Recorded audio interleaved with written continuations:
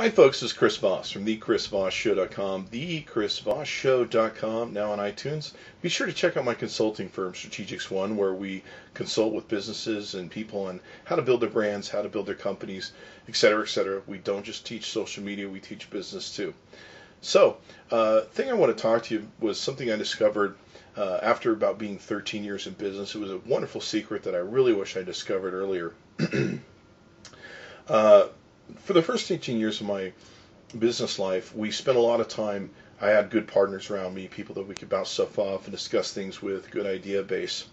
But after 13 years, my last partner left the companies, and pretty much I was left alone running my companies without partners for the first time, without having my usual brainchild, which was pretty unique to me. I'd always had people I could turn to. I'd always had people that I could, great partners that I could rely on for their smarts.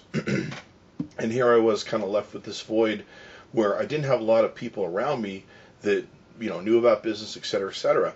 And so what I created almost by accident was what I call my virtual board of directors.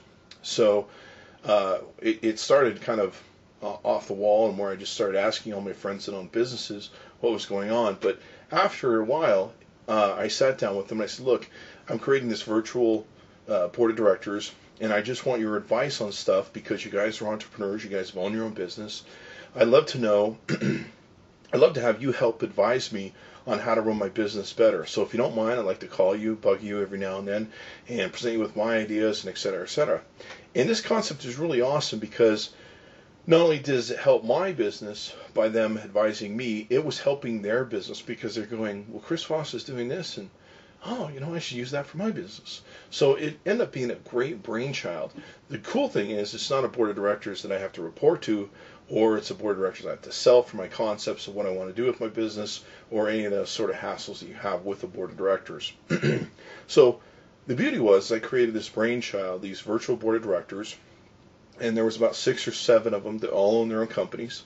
And I basically, whenever there was a major decision or different things or ideas or innovations that I want to make in my corporations, I would sit down and call them up and say, hey, here's what I'm thinking.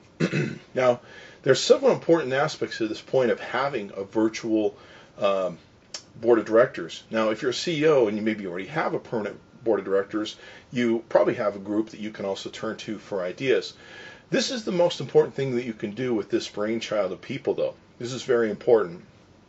One of the things you can do is, since I don't have to sell this board of directors anything, I don't have to come to them and make a presentation and go, this is why we should invest, or this is why we should diversify, et cetera, et cetera.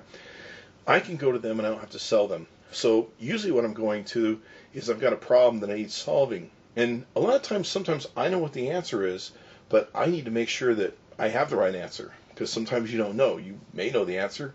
It may turn out you waste a lot of money and it'll end up hurting you in the end. So what I usually do when I go to my virtual board of directors is I sit down with them and I go, look, here's my problem. How would you solve my problem if you were in my shoes? And what's really great is, since I haven't biased them, or what a lot of people will do is if you tell them what your opinion is first, they'll be offended or worried about offending you if they tell you what their opinion is if it's different. And for the most part, they'll just tell you, oh, that's a great idea. What I really want is my virtual board of directors to actually think about what their issues would be in solving, my problem or my business interest, whatever the case may be. And if they'll do that, I can get some great answers, great results, and maybe find a better answer than the one that I already have. So that makes sense? I don't pre-program that ahead of time. I go to them and I say, here's my business issue. If you were me, how would you solve it? Then from there, once they tell me how they would solve their thing, I'll usually take their answer and tell them mine.